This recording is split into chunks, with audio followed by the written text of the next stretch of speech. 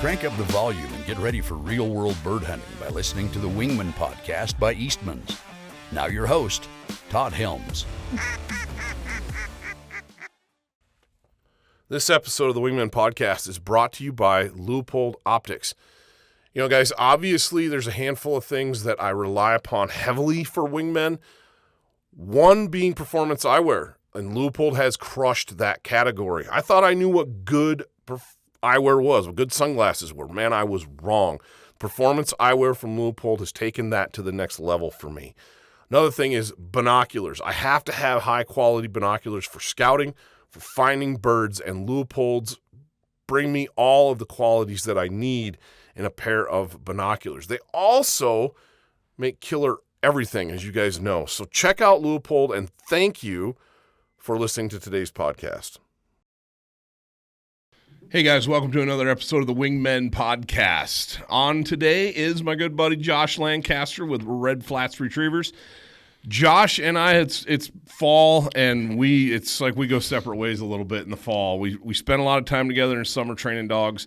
We try to keep you guys up to speed on that. And then when hunting season comes, when duck hunting season comes, we spend a lot of time hunting ducks. So we're going to chat a little bit about where we're at this fall hunting ducks. First split's over. We're in the dead zone right now. There's nothing going on out here in our neck of the woods. And so it's kind of a dead time for us. We're going to chat about that, chat about what Josh has got going on the puppy front, a new toy that he picked up for dog training, and then the first couple hunts of the season, how they went, and where we're headed into the coming weeks as our season opens up here in November again. So pretty excited. Josh, dude, thanks for coming on. You bet. Thank you so much for having me. It's been too long. It has been way too long. Yes, you and I are like ships in the night sometimes, I swear. Well, it's just life in general. I mean, you know, we all, during certain times of seasons in lives, we all just go different paths. And there's nothing wrong with that, because if we all were the same, it'd be a dull world, in my opinion. Well, my great-grandmother used to have a saying, if in a marriage, and you can apply this across the board, but in a marriage, if the husband and wife are the same, one of them's not needed. Yeah, correct. You know what I mean? And I think that's kind of that's my best friends all throughout life, who I consider you to be one, is there's enough differences. You have similarities so you get along, but there's enough differences that you balance each other out. Exactly. And I mean, for me this year from last year, and you know, I hunted hard last year for big game also. Yeah, you had a pile of tags last year. I had a pile of tags last year. Didn't do too well this year with tags. So it's kind of, I'm mainly focusing on the dogs. And so now, did I get out early season? No, but I've been training. And so it's been really good. So I'm excited to see what our guys are coming out to do. For you got to hunt early season. And I can't wait to hear about that, because I didn't even know that until today. So, yeah, that's awesome. A little bit. And I usually don't put a lot of effort into our first split here in Wyoming, because I'm usually chasing elk and other big game around. You know, our waterfowl seasons and our bird seasons in general, whether it's upland birds or waterfowl, are long. Mm-hmm. And you get a lot more time to spend doing that than you do a 15-day elk season. Yeah. You know, and so – and to be quite honest, my family is at the point where we go through so much meat that, I mean, I have 3 little carnivores in my house. We're not on carnivore diet like you are. In case you guys haven't noticed, by the way, Josh is like withering away on the carnivore diet. Dude, you've lost 40 pounds. 40? 40. I'd have guessed 70. No, 40. And you look great. And I'm done. I'm starting to do maintenance. Yep. So, but I feel great. So, I remember when I did this is what I love about our podcast, though. Honestly, this is why I love this podcast. I love doing this podcast, because you walk in with a plan to talk about things, and then just through conversation, you end up talking about a lot of things. Yep. And I hope the feedback I've gotten from listeners is they like that. Yep. And so yeah, I did carnivore for, I guess it was about a year ago, for like 3 months, and I loved it. I loved the way I felt on it. It was very difficult to maintain for me going into the fall. I guess I'm just not a very disciplined person. But, man, you've crushed it. I love it. I mean, it's the easiest diet I've ever done. I've done extensive diets before, and this was just simple. So have you been keeping track of blood work at all during this process? You're just going off how you feel. Yes. You're also fairly young. I am. You're younger than I am. Yeah. And I mean, from the extensive diet I did 12 years ago and I lost 90 pounds, that was the hardest thing I've ever done for a diet. I mean, it was 500 calories a day. That's unsustainable. But I lost 90 pounds in 5 months. Right. And then I kept all that off until I had my neck surgery 2 years ago. Right. And then I put on 40 pounds, and I'm like, okay, it's time. I need to get back into my normal weight. Right. So, right. But no, feel great. So what's maintenance look like then? Maintenance, so I'm adding some grains back in, but I'm mainly sticking to protein. Protein first. Yeah, protein first. And then like last night we had ham steaks and rice with some veggies. And, that was my cheat, is the rice and veggies. But mainly just cheese and meat. Sure. Sure. I think that's probably a good way to go. And while I don't maintain the strict carnivore diet, I love the way I felt when I did it. I lost quite a bit of weight. Not like you, but I lost quite a bit of weight. And honestly, the thing I found myself missing is I haven't added in hardly any vegetables. I'll eat them here and there. But I don't know, man. Vegetables and I don't agree very well. They tear my guts up pretty bad for the most part. There's some things I can do. A lot of carrots and things like that, no problem. But, like last night, I got home and my wife had made a mule deer pot roast. Okay. And it was spectacular. And there were potatoes and carrots and onions, and I ate it. No big deal. But I also just finished up on the Eastmans side of things. I just finished up yesterday we sent the last magazine of the fall to the printer. Gotcha. And so from August, really July until the end of October is my busiest time for what we do what I do as the editor-in-chief at Eastmans. And so sending that magazine is kind of a celebration every year. And my wife did not forget I walked into a fresh homemade apple pie sitting on the counter. So you can bet we didn't eat the whole thing last night, but we had some. Pretty close to it. But yeah, back to the big game side of things. We'll talk about birds. This is the Wingmen podcast, but I do enjoy big game hunting very, very much. And it's a large part of what I do. Mm-hmm. And on the Eastman side of the brand. And I had the good fortune to go with the guys at Weatherby and test a new cartridge that I can't talk about until the first of the year. So that's all we're going to say about that. But I was able to take a pretty nice antelope buck down by Glen Rock, Wyoming with a bunch of other outdoor writers. And it was a great time, great hunt. And Tyler and you guys and Luke at Weatherby, if you're listening to this, thank you for having me on that hunt. It was a ton of fun.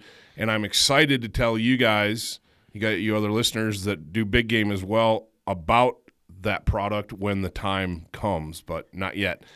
But that antelope buck, I brought it home. And antelope aren't terribly large anyway. No. But I brought it home. We ate both of the backstraps over the course of a weekend. Mm-hmm. I grilled them up, and we ate one whole one immediately, and then threw leftovers the rest of the weekend and into the next week. It was gone. Yeah. And I just ground the rest because with 3 little kids in the house, it's really easy to use ground meat for lots of things. Oh yeah. I mean, we're making tacos with it. We try to do taco night one night a week. We do tacos. We do spaghetti. You put it in chili. You just everything. Oh. Well, I went to get some more ground antelope, and there's 2 packages left. There's literally 4 pounds of antelope. My little carnivores have destroyed an entire antelope in a couple of weeks. Yeah. And I mean, that's on top of all the ducks we eat, all the geese that we make things out of, and all that stuff that we eat, and then multiple deer, and holy smokes, just trying to keep those growing kids fed with game meat is a full-time job.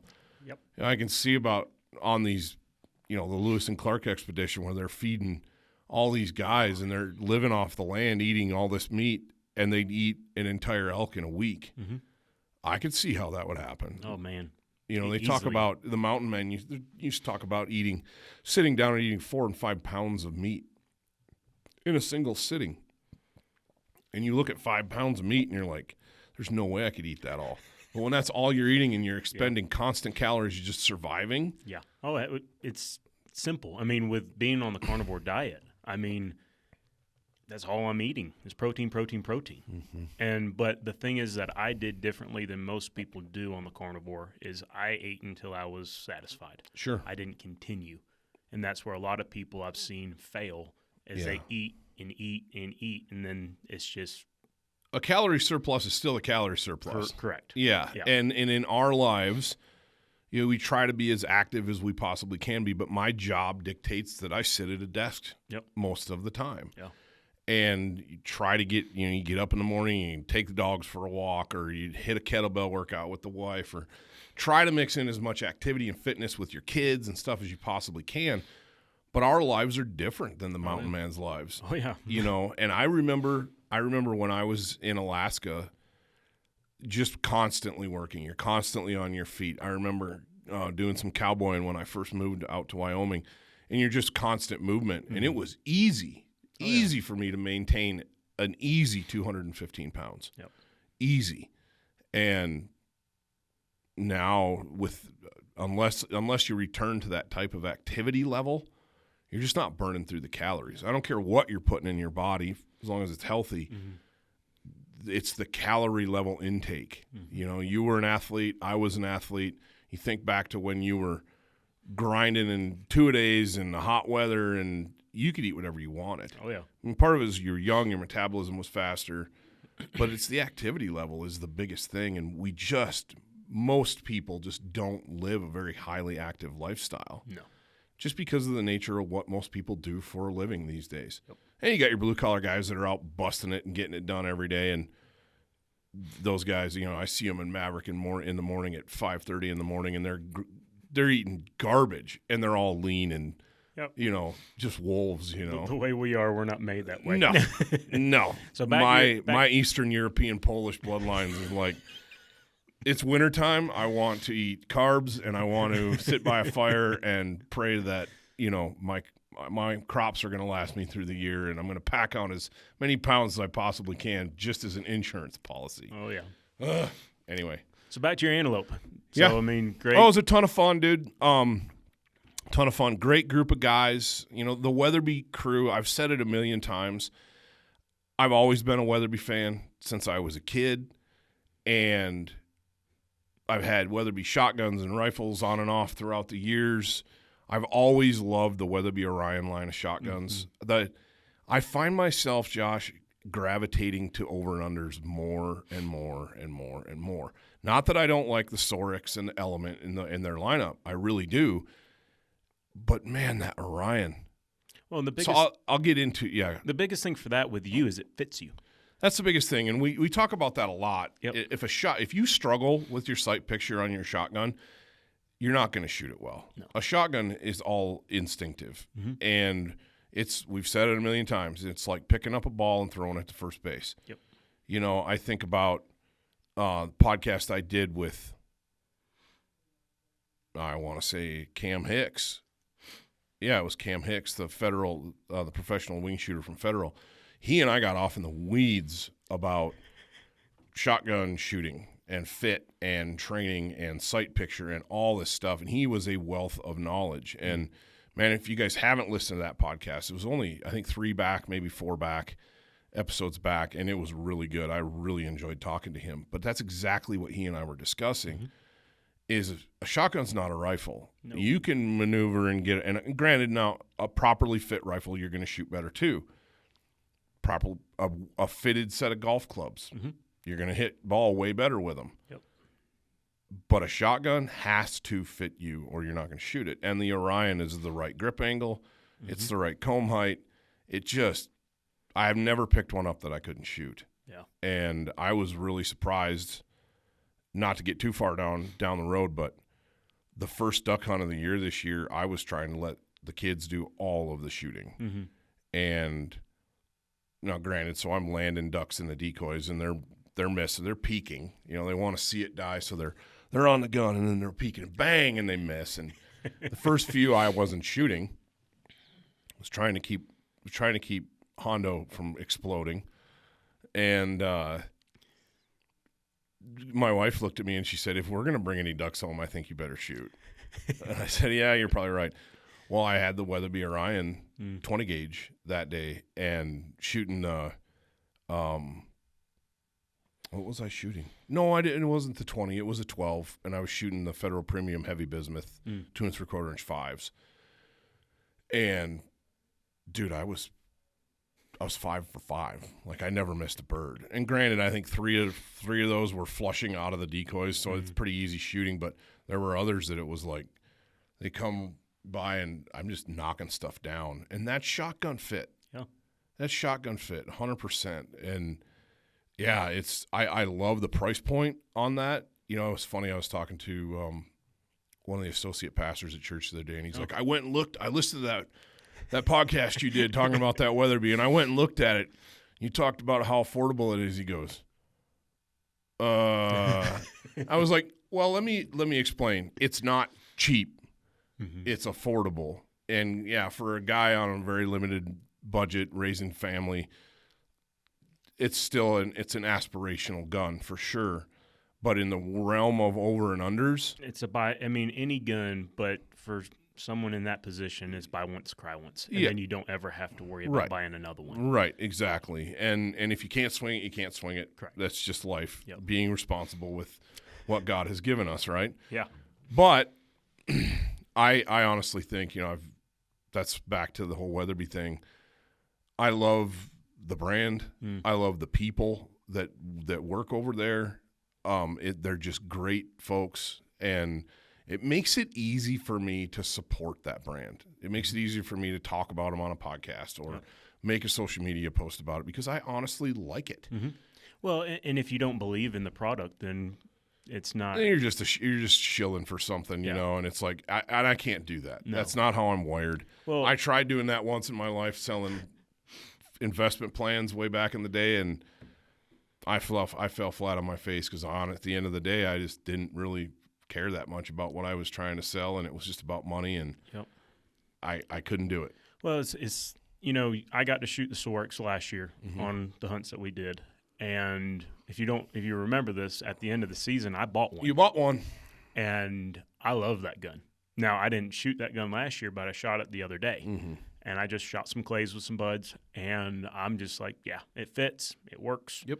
So, I believe in it. I mean, it's funny. It's that time of year guys are starting to really think about that because the Weatherby review I did on the Sorex last year is gaining traction again. Is it? On YouTube. I got you. I'm getting comments daily on that video that I'm going in and answering questions about that shotgun. Awesome. And it's that time of year. Hunting ebbs and flows, I think about hunting year-round. That's just who I am and how I'm wired. I know that a lot of folks aren't that way, and they don't really think about it much until hunting season comes, and that's where we're at. We're seeing it on the big game side of things. Everything kicks up a notch this time of year. Waterfowl, anything wing shooting is the same thing. Got pheasant season not beating down the door in South Dakota.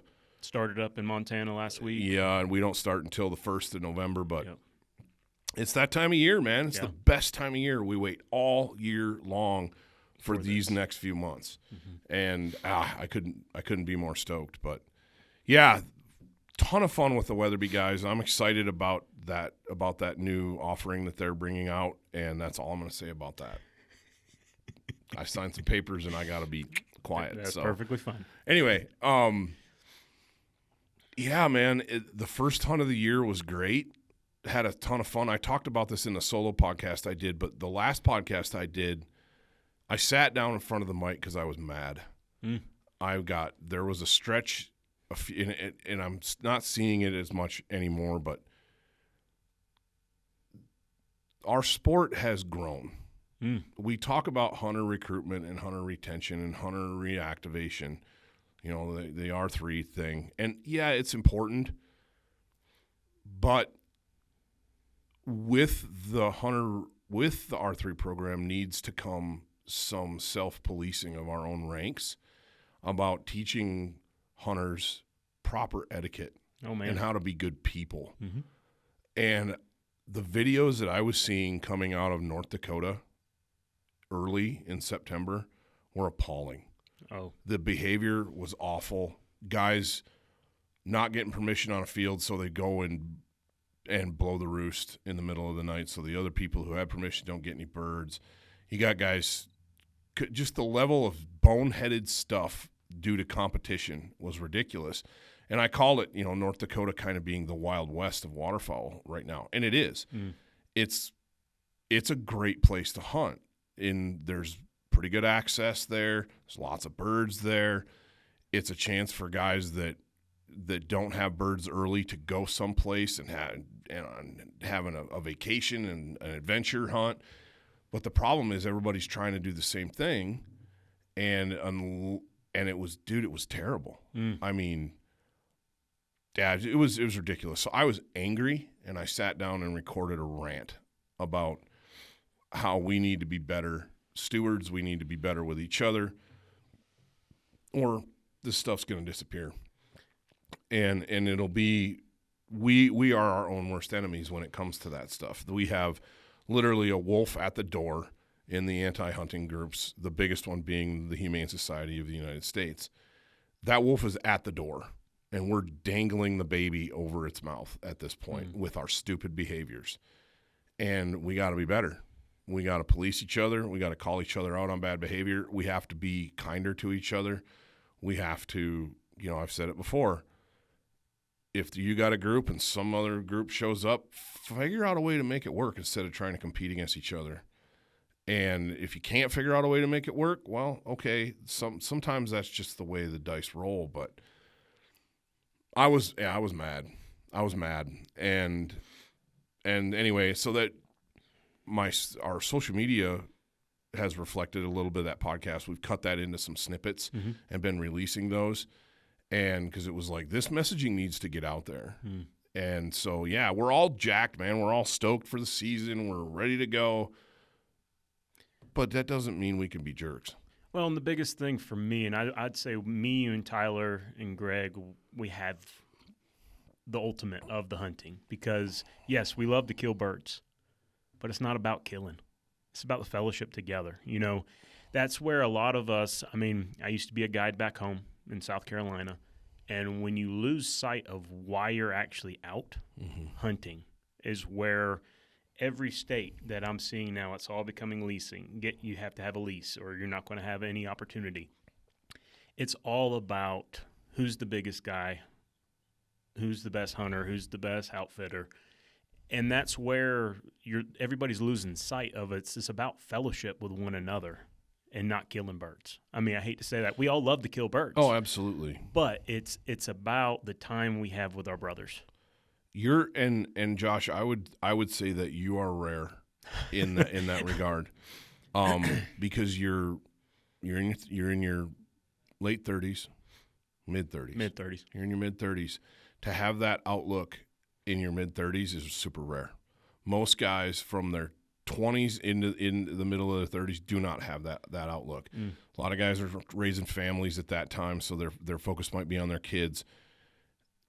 Most people don't reach that level that you're at, that mental state that you're at, until they're in their 40s, 50s, 60s, and 70s, when it becomes more about the experience and more about spending time with your friends than it does about hunting birds. I remember being in my 20s, and it was all about killing birds. It was all about making piles. I remember competing. I wasn't a jerk about things, though. We invited people into our spreads to hunt with us. We gave up fields because, hey, man, yeah, you were here. I saw you here scouting this morning. You got permission? Okay, then I'll move on. Yep. I'm not going to go sabotage somebody's hunt. No. I'm not going to go slash somebody's tires. I'm not going to run people off the road. There's something broken in our society, and you and I both know what it is. Yeah. That leads to this crappy behavior and treatment of one another. And it's just different. And I see it more now than I ever have, probably because I'm in my late 40s and raising a family. But we weren't like that. We were killers, man. We ground it. We ground hard in our 20s, we killed a pile of birds, and we worked hard at it. I'm like, man, you guys are always killing birds. This is the days before social media. Yeah. I think MySpace might have just started, But this is the days before social media.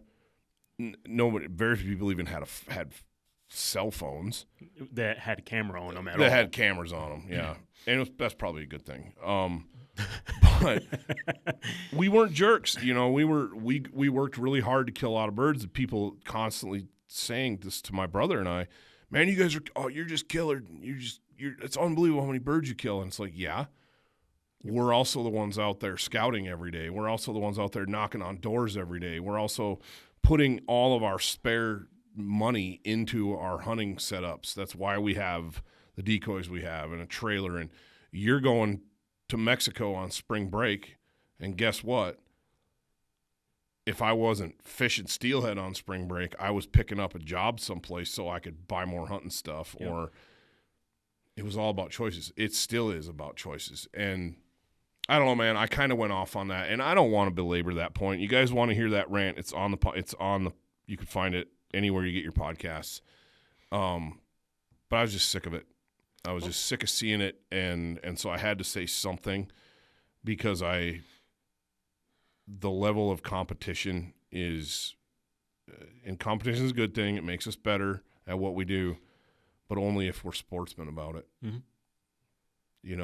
And we take care of each other and of the resource.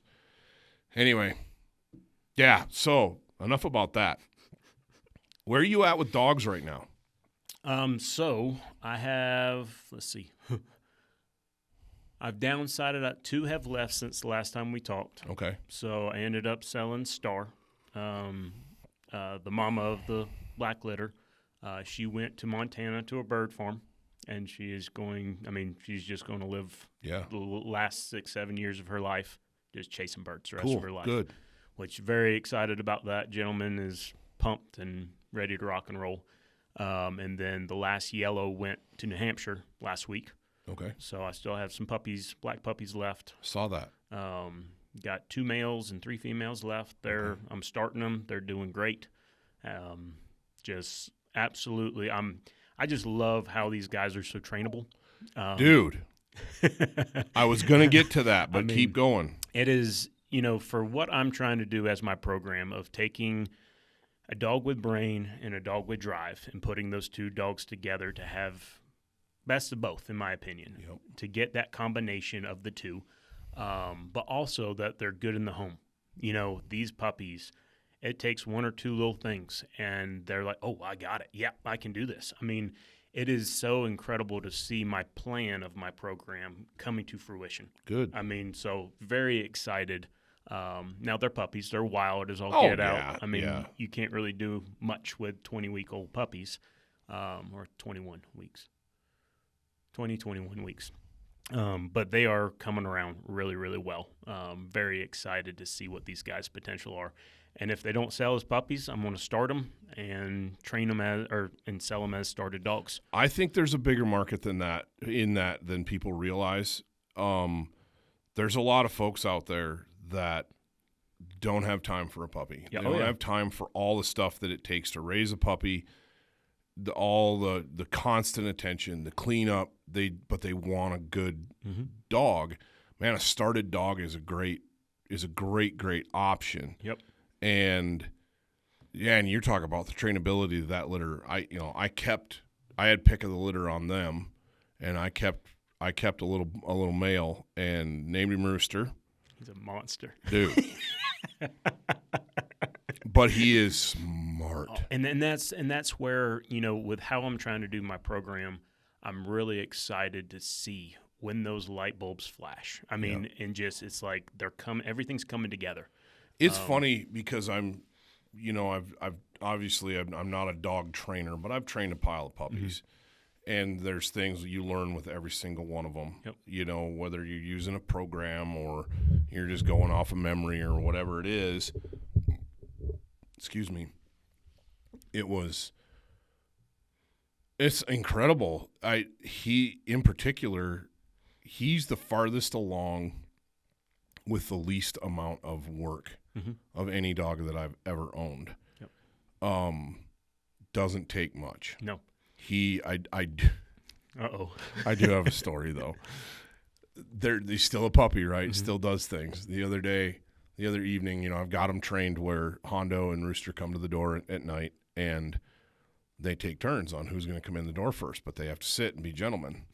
And I call Hondo in, and he was basically, it's like whoever does what I want him to do first gets the nod. Mm-hmm. And Hondo came up, plopped right down. I was like, good boy, come on in. Hondo came in, and Rooster's like wiggling around and won't sit. And I said, sit.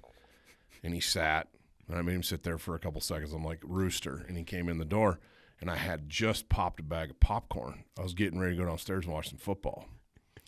So I got a bag of popcorn in this hand, and Rooster comes in, and as he's going by me, he snatches the bag of popcorn out of my hand. I mean, it was so quick, Josh. Just snap. And immediately, I'm like, no! And my voice got loud, and, dude, he immediately was like, uh-oh. And he tried to get away from me, but he was paying more attention to me than he was where he was going. And I pinned him in the corner by the trash can in the kitchen and wore him out. Yeah. And I'm not talking about beating on a dog, but he got thumped pretty good. He got held down. He got talked to very loudly. Well, and but he doesn't snatch anything. No. The one time, and he doesn't snatch anything. Yep. He crate trained faster than any dog I've ever had. Oh. He's at the point now where if I open the door to go out, because we moved the crate out of the house. Mm-hmm. We had the crate in the house, so it was easy to get him in and out access when he was little. Yep. And now the crates are in the garage. Yep. And I like having a dog in the house at night. I sleep hard. I got a whole family in there. If something, God forbid, if something happens, I want a dog in there to wake me up and to bark. I'm not sure Hondo would or I think he would, but yeah, he would. Anyway, so Hondo spends most of his time in the house at night, but I put him out in the garage, and Hondo likes his crate. Mm-hmm. He likes to be in his crate. Well, Rooster's gotten there. Yeah. And, dude, all I have to do, we get ready, I let him out, I go get ready for bed, I go let him in, and he just goes right in his crate. Yeah. I don't have to say kennel. I don't have to do anything. So last weekend we were deer hunting. And deer hunting with the kids in grizzly country is a fairly limited endeavor. We're doing a lot of driving around and using our glass to find deer that we might be able to stalk, and if you get lucky, you get one by the road, but it is what it is. But I didn't want to leave Hondo or leave Rooster all day in his crate. Hondo can be out in the backyard all day long, and it's fine. Yep. But Rooster's not there yet, so we took Rooster with. Had him in the crate in the back of the truck. And I haven't really kenneled him in the back of the truck. Well, old Joker's trying to jump up on the tailgate, first of all, because he's seen Hondo do it. And he can't jump that high yet. No. So I'm helping him up there. And I set him down on the tailgate and say kennel, and right in the crate. And I shut the door. I'm not fighting to get him in there. I'm not fighting to keep him in there. It was such a pleasure. Yep. And then, sit, stay, heel, place. I mean, I'm placing him on a bed. I'm placing him on a dog cot. I'm placing him on the place board. We're working that distance backward now, so he can. I want to be able to place him from 100 yards away. Mm-hmm. We're out in the field in a goose blind, and I need him to hustle and get back to his place. Yep. And run back and get in his dog blind. Yep. But honestly, I haven't done much fetch work with him at all. No. It's all play all play stuff at this point. I did bring home a duck. I shot a limit that one day I was talking about with the kids, and I kept one, and holy smokes. And he was what? No, that was weeks ago. 12 or no, he was probably 14, 15 weeks old. Right. I mean, maybe even younger. Because you sent me that video. Mid-body hold, I'm not having to teach hold. I'm not having to, I understand the concept of force fetch. Mm-hmm. I understand the reasoning behind it. But my philosophy of that is I want the dog to want to hold things. Mm-hmm. And if they're doing it naturally on their own, I'm just going to encourage that because that will transition into hold. Mm-hmm. That's my philosophy. I could be off on that. But this little turd just runs around the house picking stuff up. You know, and make sure all the doors are shut so he can't go in where he's not supposed to be. But, you know, he's got his little stuffies. Mm-hmm. And first thing he does, runs in the house, grabs one, and he just runs around the house holding it. Yep. And the mid-body hold that he has it's perfect. He's not dragging stuff around. He's got mid-body grip. Mm-hmm. So that transitions into a larger bumper, and he's right in the middle, bringing it to me. He's fetching beautifully. Awesome. You know, and you go back to the intelligence of those pups, of that litter. I've never seen a puppy pick up on things so quickly as he did. You know, I've had smart dogs before, but unfortunately, the smart dogs I've had have always been pretty self-serving at the same time. And we had a bit of that. And so what I did, like when we first started playing fetch with a bumper, he didn't really want to bring it. Didn't really want to bring it. I mean, this is mine. I went and got this. This is mine. So I incorporated the clicker and the treat in. Mm-hmm. 3 times, and he's like, "Oh, I get it." Mm-hmm. Yeah. And it's really interesting. And so I'm really slow rolling this with him. I'm really drilling down on obedience. And I want him to be dialed with his obedience. And we'll play fetch. Yeah. But I don't think I've thrown a bumper for that dog in 3 weeks. And that's okay. You know, the biggest thing. We throw stuffies in the house and play fetch. But I'm not digging down too deep right now. Right now, he doesn't need that. He needs the obedience. Mm-hmm. You know, we've talked about this multiple times on different podcasts. And people may think I'm a little crazy when I say obedience is key. But until obedience is completely solid, I don't worry about retrieving. Yep. Other than having fun. Well, it's interesting when I go back to when I got Hondo, and I did a podcast with Barton Ramsey, and he said that exact thing. He's like 99% of retrieving problems are obedience issues. It's just what it boils down to, and so that's what we're working on. I'm hoping that I can take another one of those pups off your hands. Okay. We'll see. Okay. Leaning on my dad pretty hard. Okay. But I'll just keep on working. He had a cool time, and I got to relay this experience. So my dad lives in northeastern Iowa on my brother's farm, and loves to bird hunt. If he could only do one thing, it'd probably be hunt grouse and woodcock, maybe pheasants. And he booked a trip with Pine Ridge Pine Ridge Grouse Camp up in northern Minnesota. He's been there twice, and he went back this year. And grouse hunting was ho-hum, but in the he was too early. The woodcock flight hadn't come down yet, but he still killed birds. Yep. My dad, he shot a banded woodcock. Oh, boy. That's his second one. I was with him the first time he shot one way back. I mean, probably 30 years ago now. Gotcha. And it was up in the Upper Peninsula of Michigan. Dog, little short hair, went on point, walked in, flushed this bird. It went across in front of my dad, and he shot it. Dog retrieved it and had a band. He's like, this thing's got a band. I don't even know anybody else who's killed a banded woodcock, let alone two of them. So that was super cool. Yeah. But the interesting thing about this is the bird he shot in the Upper Peninsula of Michigan was killed in a study area. Okay. And they ended up, I think the next year, they ended up closing that little chunk where they were doing the study to hunting. Gotcha. Makes sense. I get it. You're not getting any intel because you're killing all these birds. It was like, I think the bird he shot in Michigan was like, it was banded in the spring as an adult, and he killed it in late September, you know. So it was like, it didn't go anywhere. It was like 50 yards from where it was banded. It was a really similar deal in Wisconsin, or Minnesota, apparently. Okay. So that was interesting. Is it just shows what a high fidelity woodcock have to habitat, and you know, I don't know how many woodcock hunters I've got listening to this podcast, but if you don't have woodcock in particular, if you don't have the right kind of habitat, you will not have birds. Yep. Rough grouse too, but woodcock they have to have the right kind of habitat. So it was really, really interesting that he shot this bird and it was banded.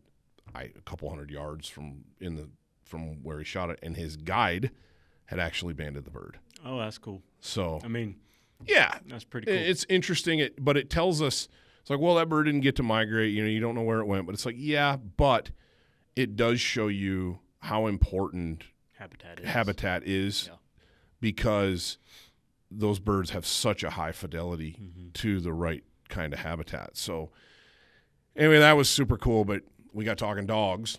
And of course he hunted over a couple Brittany's. He hunted over a Drothar, but the one that stole his heart was a little female English pointer. And he goes, I'd have to learn how to run a GPS collar, because he goes, we never saw that dog until it was on point. And I said, yeah. I said, that's, hunting up there, you got to be comfortable with not knowing where your dog is other than by looking at the GPS collar. Because back in the day, we didn't have that stuff. No.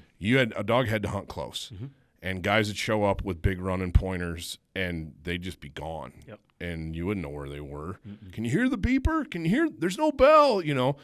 That's different now with GPS. And so he's kind of like, well, it was a lot of fun, But I'm thinking about how I do this by myself, and I need a dog that just goes in and flushes stuff while I walk I'm out in the open. And I'm like, yeah. And he's older. He's not going to bust the brush. I said, you need a little lab. He's like, yeah, I know. So he comes out. I'll bring him over. We'll take a look at some pups. Yep. It's interesting what I've seen with the genetics between those two dogs, between Hondo and Star, because there's one pup in particular, I think you named him Django. Yep. He looks exactly like Hondo. To a T. Like, that's Hondo. And I think that's the little green-collared pup, wasn't it? No, it was the other one. That was the other one. Grace was funny. She goes, I hope we didn't pick the wrong puppy. And because I love the way Hondo looks. Hondo's, as it stands right now, Hondo's the favorite dog that I've ever owned. He has turned a corner personality-wise where, yeah, you come over and he's a goofball, or out in the field he's still a machine. But dude, around the home, he's hit that 4-year-old mark, and he's mellowed out. He's so mellow. And he's doing exactly what, in my opinion, the Britishes are bred for. As puppies, they have their moments. Right. This morning. So we got 6 in the bedroom now. So there's 4 on a dog bed and 2 in the bed. And my puppy Fern, had Adara's last litter. She's sleeping right next to me. Well, this morning I about to get up, and she has the zoomies in the bed. And I about lost my marbles just because I'm like, no, what are you doing? But then you look at Dara or Jasper. And, Jasper just hit 2. He's 2.5 now. So, but he has mellowed. He used to just be off the walls a little bit, but, trainable of place, get to your spot, relax. Now he's just kind of like, okay, yep, here we are, in the love. And that's what I love about the Britishes is you can train into them that chill, relax in the house. Yep. Not saying you can't do that with Americans or No, Englishes. you can't. I think you can do it with any of them. Some dogs are just wired different. Yep. All dogs, they all have their own personalities. That's what I saw with. I saw it with Mackinac. And I'm seeing it now with Hondo. That 4 years old. Yep. There's just the mellowness that comes over him, and dude, we put the kids to bed at about 8:30, depending on what's going on. Last night it was closer to 9:30 because we had basketball and we had church and we had just family stuff. And, the wife and I like to sit down and watch something together, or just veg a little bit. Just veg a little bit at the end of the day. Probably ought to hit a workout, but my brain's not there before bed. So I'm not in my 20s anymore. And so Rooster is learning that he's not allowed on the couch unless he's called. Exactly. And he gets sent flying across the room, and he's like, oh, but it's funny how fast he's picked that up. Yeah. And so Hondo's laying in my lap, getting petted and sound asleep or pretending to sleep, and roosters are sprawled out on my wife, or vice versa, you know, and such a pleasure. Mm-hmm. Such a pleasure to have that, and I'm really excited about what's ahead, about where we're going. But yeah, training wise, it's just all obedience right now. But I like your idea of the started dog. I think you're gonna hit people. There's always gonna be the people like, no, I want a puppy. Mm-hmm. But there's other folks that a started dog makes more sense for. It's no different than the gentleman that I sold Star to.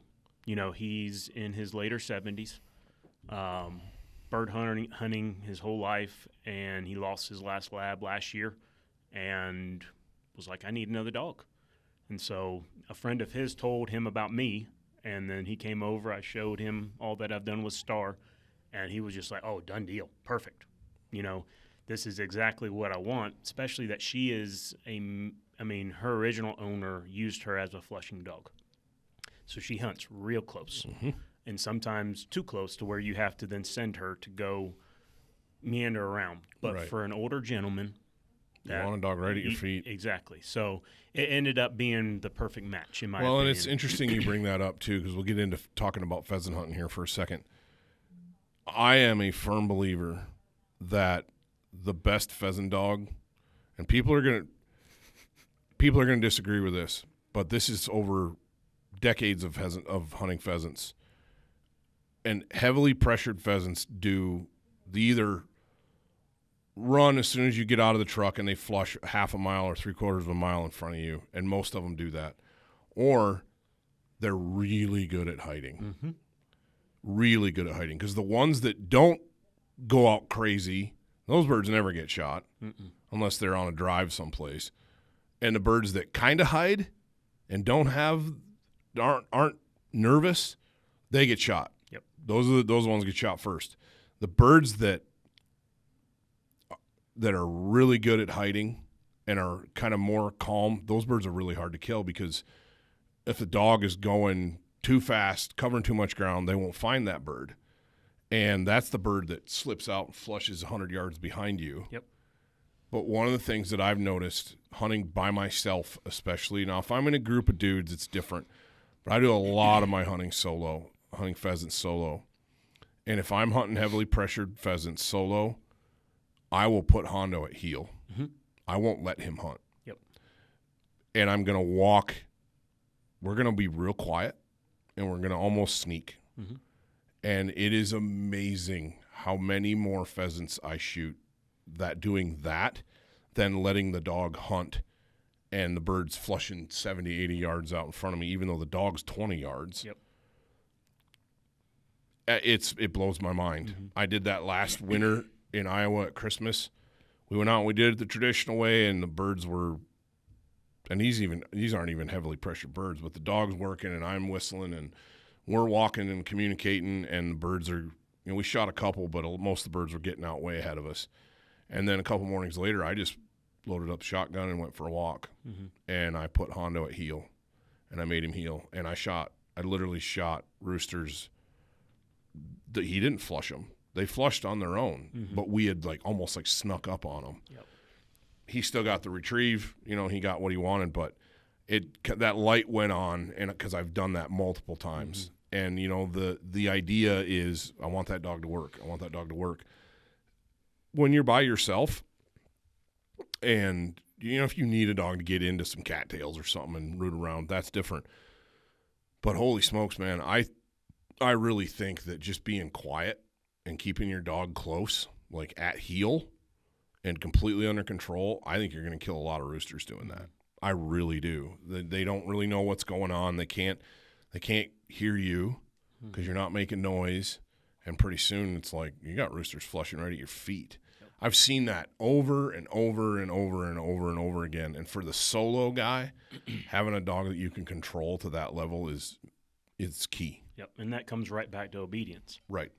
So, yeah, I agree with that. I'm excited for this year. I've been able to there's a bird farm here in town, and I was been able to be a part of 2 of their major hunts and got to work the dogs, and that has been extremely helpful I mean, Jasper and Dara and Star now for this season has probably over 100 birds apiece. That's awesome. I mean, just that day you called and wanted my help, I was like, dude, you have no idea how much I would love to take Hondo out. Yeah.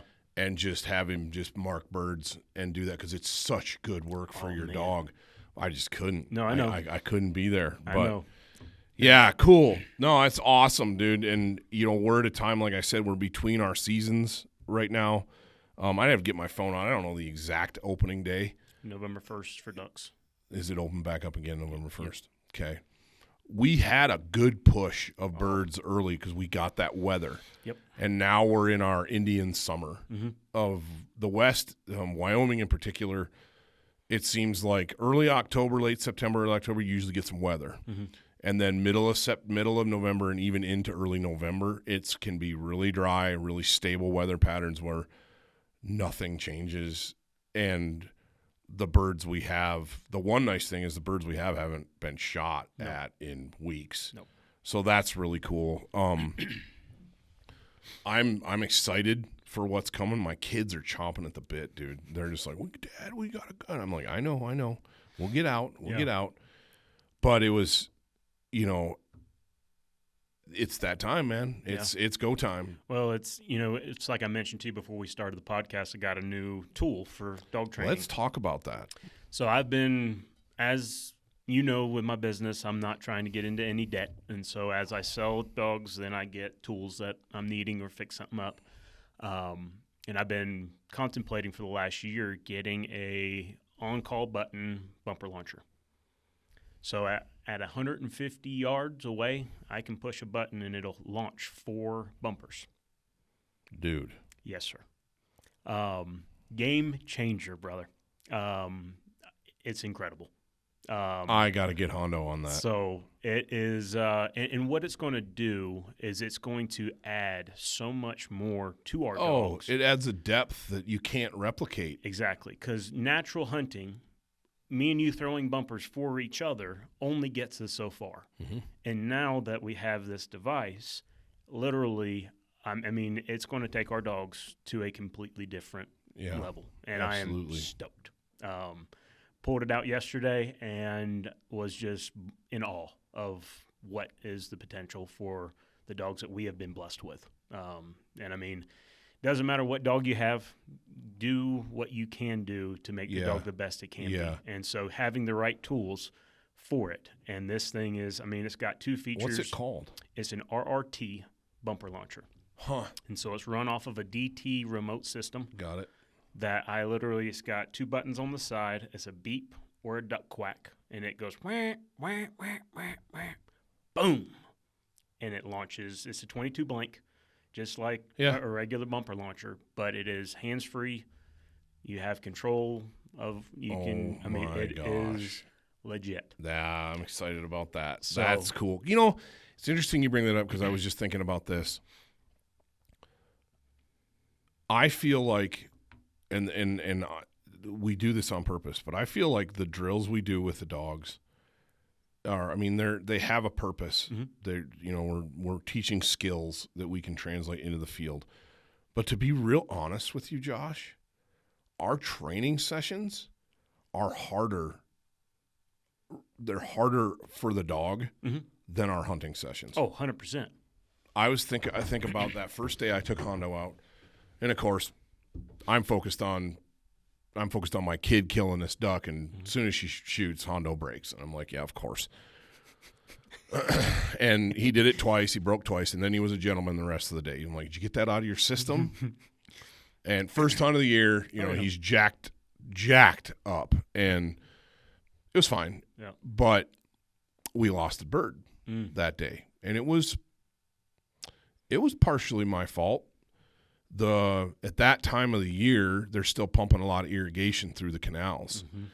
But the farmers aren't using the irrigation because it's just they're trying to dry things up a little bit as crops are finishing up. So there's a lot more water that's just returning into the river. Yep. So the river's high. And moving. And it's cooking. Yep. And so you got to be very, like, the one spot I wanted to hunt, I couldn't. I was like, there's way too much water in there. Not that Hondo couldn't handle it because it's an easy stretch, but I couldn't get decoys to hold there. Yeah. There's just no way.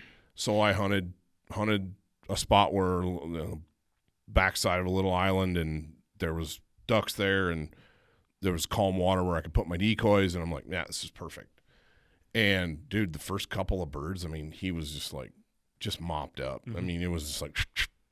Well, and I think, but we got into this, so had a group of teal come in, and I love eating green wing teal. Oh. And I doubled shooting the Weatherby. I doubled on them, so I had 2 teal down.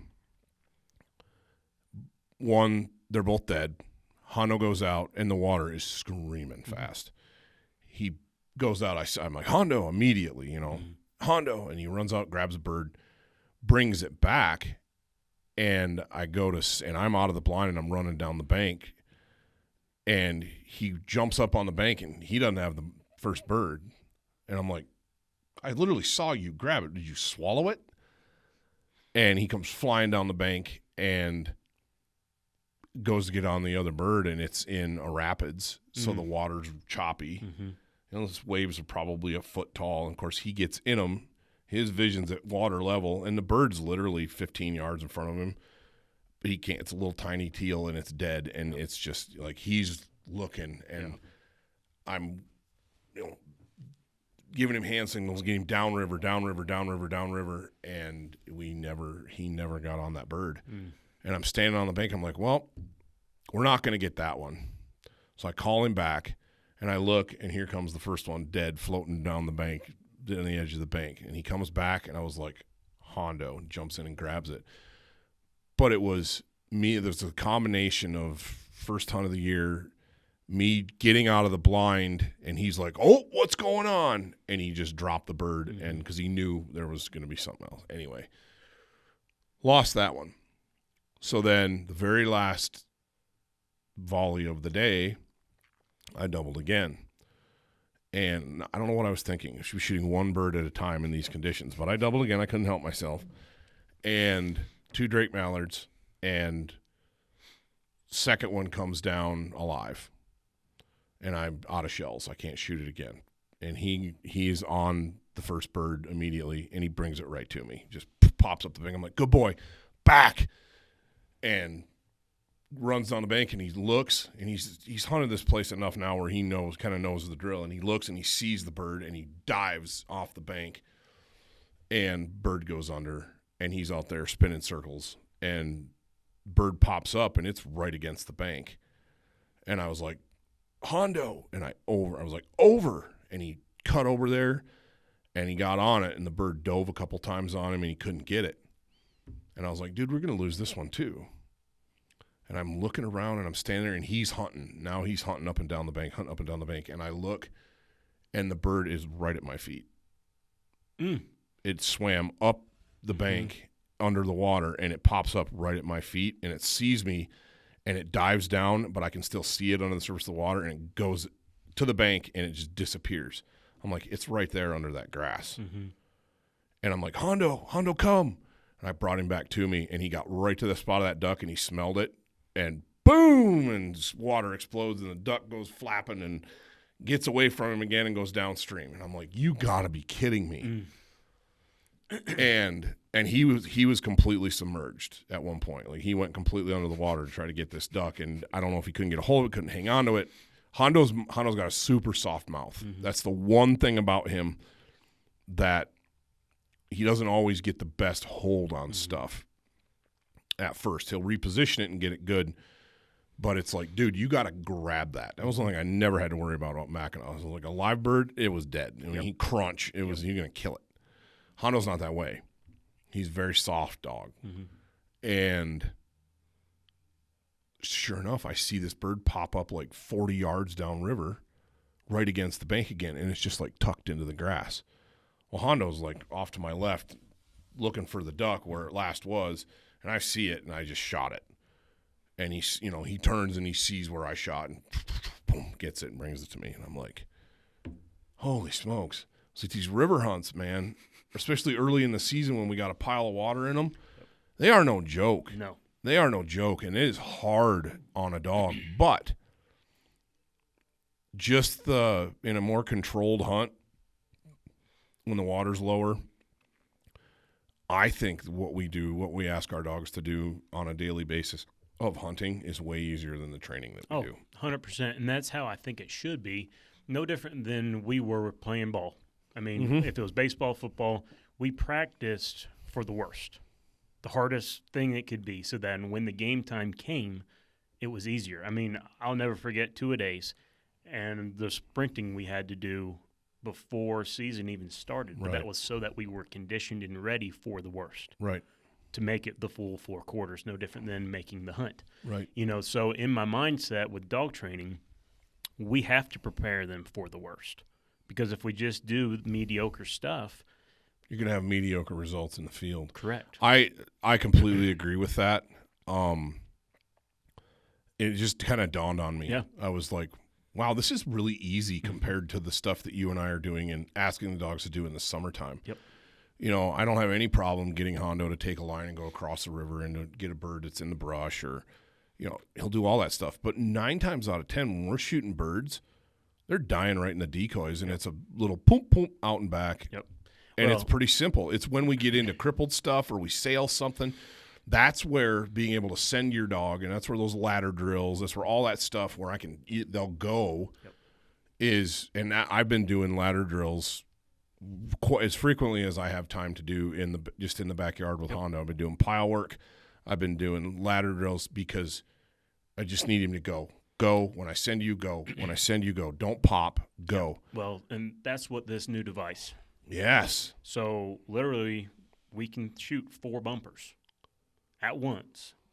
Send him to the last one that hit the ground. Work backwards from there. Work backwards from there.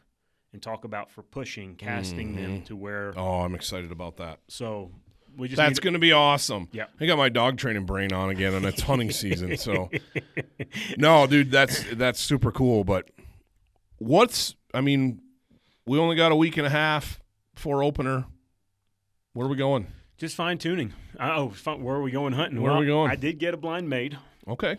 Thanks for the call. I would have helped. Well, it was last minute. I just ran out middle of the day, and I'm like, I know you're not going to be able to break in the middle of the day. So ran out, got a blind made at the pond, and I'm ready. Cool. We'll just figure out when we can go, and we'll go. Yeah. No, I'm stoked. That's the highlight of my year is hunting with buddies and watching our dogs do what we worked so hard all year to get them to do, and I'm really excited to get back at it. Got some deer to kill still. Got a couple cow elk to kill, but get those things. It's like, yeah. I have, you shoot enough geese and you end up with almost as much meat as you get off of an elk anyway, but there's a big difference between eating elk and eating Canada goose. And I enjoy Canada goose, but it's not the same. No, it's not. And I mean, coming this season, I'm really looking forward to what opportunities to see how our dogs have done over the summer. Yep. And to see them grow from Jasper being 1.5 years old last year to be 2.5. Well, and it's interesting too because I was talking with Mike Tracy from Platte Basin Outdoors the other day, and their schedule's filled up pretty good. But he's like, "Are you planning on coming down?" And I said, "Yes, I want to come down and try to shoot some more geese in pits with you." And he's like, "Okay, just let me know ahead of time." And I would really like it if you could go with me on one of those, brother. I'd love to. Obviously, it's a timing issue and it's a space issue, but if I can get that to go, you let me know. We'll take both of our dogs down and show those guys that run short hairs on geese what it's really about. I'm teasing Mike. I know Mike's a good dude, and he's got a good dog, but yeah, it's different, and we know we joked about it in the pit, but just different uses. Mm-hmm. But yeah, I'm super stoked for the season. It feels weird to be sitting here talking about wrapping up some early season stuff and not doing other stuff, but honestly, it's just that time of year where we are in these splits, and just is what it is. Yeah, exactly. But I feel like, back to the birds, we got a really nice push early. And I honestly haven't even really been looking for birds because I've been and if I've been out, I've been chasing big game. But I'm going to start making some hot laps and looking because I'm betting you money that we have some birds. We have. So I've been looking, and there's more birds early season than I've ever seen in the 6.5 years I've been out here. Yeah. Not mainly on the river. They're mainly on open or ponds and reservoirs. They don't move to the rivers until those ponds freeze. Yeah, and but it's been the biggest push I've seen for early season. Yeah, that's kind of what I saw. I told the kids on opening day, which was September 27th. I told them, I said, I don't know. Mm-hmm. I said, we'll go down, we'll haul some decoys down and see what's around. And there was a few birds. Yep. And I was pleasantly surprised with the number of birds we saw. It was really cool. And I was like, okay, I think we got some stuff to play with here. Yep. And those birds, by and large, a lot of those birds will still be around. We lose some of our early season stuff when it gets that cold weather we had. A lot of the blue-winged teal and some of the fair weather stuff will push out. But yeah, I think we're shaping up to have another really good season. I hope. I have no idea what our weather's going to look like. It's been crazy mild through our duck seasons the last couple of years, and don't want to jinx us, but I think we're in where we could be shaping up to have a good old-fashioned Wyoming winter this year. And if that's the case, we're going to have to make hay while the sun shines. Yep. Because I've seen it multiple times like this where it gets deep cold, gets lots of snow, and we don't have anything left. Yep. Which the guys in the South like because it pushes birds. But who knows, man? I don't know. Oh, excuse me. Yeah, super stoked for what's coming. Stoked to get out with you. Yep. Have a good time. I feel like this time of year we kind of do this. We spend a lot of time together in the summer, and then early fall hits, and we're doing different things. But yeah, man, I'm excited. My dad's coming out. For you guys that don't know, you listeners that don't know, my mom passed away at the end of August, and so my dad is now navigating life as after 53 years of marriage as a single guy again, and has lots of free time on his hands. And he killed a monster whitetail the other day. Did he? A monster whitetail. And which was super stoked. He's had some good bird hunts already this fall, but his Wyoming grandkids are like, Grandpa, are you coming, Grandpa? And they want him out here bad. Good. And his plan is to be here probably early mid-November through Christmas. Awesome. And so we'll have a lot of time. I'm going to spend a lot of time with him, get him in the blind, and get him on some pheasant hunts as much as I possibly can. And just do the stuff that he likes to do, which is bird hunt, I love to do that too. Yeah, so twist your arm. Really excited about that, having Dad out here. It was a long battle with cancer for my mom. And so they were both limited. And there's no good way of saying this, but it's like when one spouse has cancer, they both have cancer. And Dad's hunting and the things that, he's watching his mid-60s and early 70s, he's dedicating all of his time to take care of my mom, which he should, but he missed out on a lot of things. That early retirement phase where he's retired, he has money, and now he has time, and he's still physically capable enough to do some things, and all of his energy was diverted into taking care of my mom. And we were blessed with 7 years of really good health for her after the initial diagnosis. But it was hard. And now he's kind of like, yeah, there's no reason I can't. There's no reason I can't come out there and be there, And so that's the plan. That's awesome. What we're going to do. And I'm going to hunt with as much as I possibly can with my dad. And so I'm excited about that. Excited to, try new spots, do some new things, and just see where this fall takes us, man. Yeah, no, sounds like a plan. Yeah, it's going to be a good time. And dude, thank you for jumping on at a moment's notice.